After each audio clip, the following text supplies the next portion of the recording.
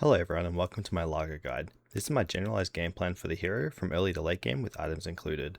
I'll also include how to play fights and when to use which song. If you find this helpful, please remember to like and subscribe for more.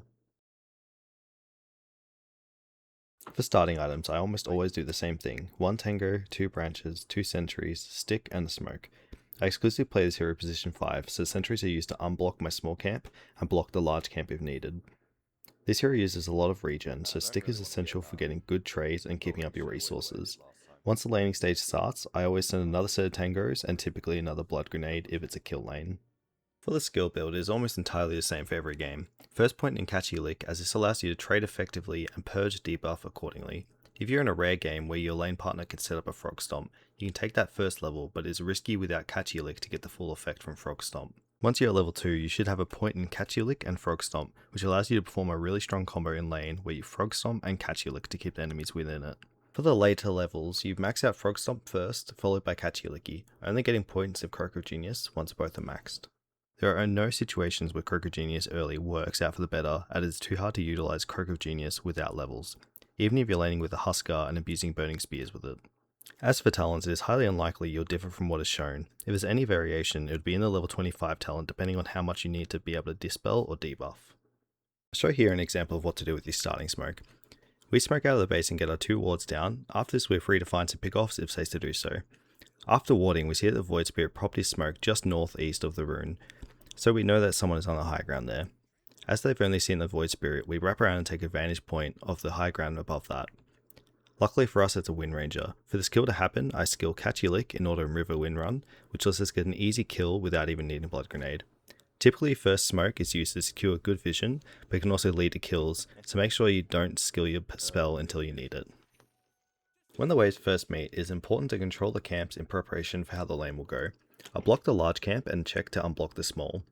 In this game, the Phoenix is pre-sentried, so he unblocks the large right away, and then uses his body block my camp.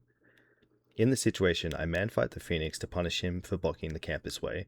I decide to use Catchy Lick offensively in order to get more damage out and also due to not needing to heal as I have a lot of regen still. The alternative would have been to Catchy Lick myself once I had Fire Spirits on me to gain 4 HP regen buff. So now I'll show how potent the Frog Stomp Catchy Lick combo can be in lane. The idea is to Frog Stomp, wait for them to run away and then Catchy Lick them back into it, plus Blood Grenade can help a lot. This plus any range carry or melee carry like Bloodseeker who can run in and help makes Largo a really scary laner to verse. If you have secured the lane and can now leave, the next goal should be reaching level 6. This is where the hero truly comes online and is able to enable any team composition to be able to team fight. In this example, I am trying to bait the Wind Ranger who unfortunately gets back up, but we are almost able to survive due to my level 6 coming online.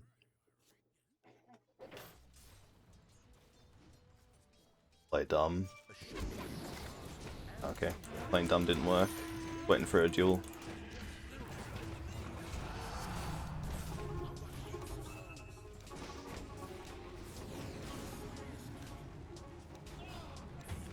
Now that you have level 6, we want to participate in any teamfight we can or TP to help anyone being dove. A strong power spike for Largo is his level 6, as getting an AoE heal can make the enemy team have damage issues, allowing you to win more trades and fights.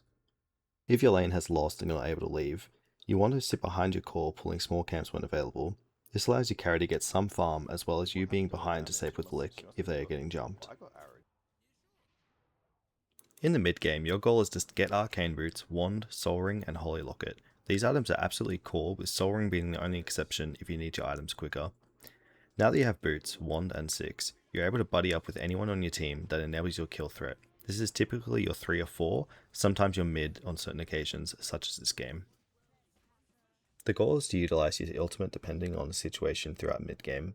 Bluebelly Blitz is your damage increasing song. This is rarely utilized in fights as the other songs are more likely to be better for you, but if your team is on top of the opponents and don't need healing, you can use this to help amplify your damage from your teammates. This is also helpful when taking Roshan, as it's more damage for your allies than you attacking Rosh by yourself. This also allows you to be in a safer position while helping with Roshan. Hot Feet Hustle is the reason this hero makes teamfighting so easy. Most would assume that Healing Song would be, but the utility this provides can often outshine healing. This gives your whole team a movement speed boost while also giving a temporary slow resistance. This is used to engage as it allows your team to get on top rapidly, but is also used to disengage effectively, as you can create an ebb and flow in the fight where you can kite in and out due to the mass increase of movement speed, especially in the late game. Island Elixir. Now this is the most used song and the safest to play, as healing can rarely be the wrong choice and every level has a significant power spike in the heal. This helps sustain in fights and also recover after team fights quickly to ensure that you can take an objective without needing to go back to base after a team fight.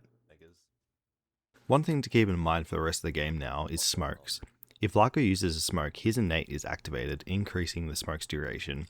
Combining this with Hot Feet Hustle, you can run across the map nearly hasted as a team to catch out anyone who is unlucky enough to show an award. Once the mid game is settled in, your goal should be the enemy safe lane tier 1 and mid lane tier 1 tower, closing out your core items, setting up wards deeper or around Roche, and plan to take Roshan. To achieve this, communicate with your team to take these key towers, which then lets you safely ward deeper into the enemy territory, as well as secure the area around Roshan. Ideally, you would get Roshan around the 20 to 25 minute mark, as well as take Tormentor before or after Roshan. Understandably, your team might always not be so cooperative, so smoke up and ward deep. This will give you vision and information enough to hopefully encourage your team to play at the appropriate areas of the map and feel confident to take these objectives and kills. After getting the core items, you have a major item choice to make, that being Glimmer Cape or Solar Crest. For the most part, these will be main items you'll be going for with an Aghanim Shard after them. For Glimmer Cape, this is good for when they have high magic damage and single target damage, or when they lack catch to help a core escape with invisibility in combination with a repositioning with a catchy licky. Solar Crest is useful for when they have high physical damage, giving a physical barrier to your ally. Your path will almost always be these two items depending on what damage they have and what catch the enemy has. Lotus Orb and Pipe of Insight are items to be considered as well. If the entire enemy team has, or majority of them, have magic damage, a Glimmer Cape can sometimes not be enough, so Pipe would be the choice there, as it has a longer duration with Largo's innate. Lotus Orb can be bought on occasion, as sometimes you need to purge allies a lot or reflect important spells from enemies like Juggernaut's Omni Slash. After one of these items, Aghanim Shard is essential as it casts the item on yourself when you cast it on the ally, which is incredible value. Moving into late game, your goal is to sustain your team in teamfights and use items from afar to buff your allies, ensuring they're sustained throughout the teamfights. In order to end the game, you'll need to have a deep vision and wards for Roshan as well.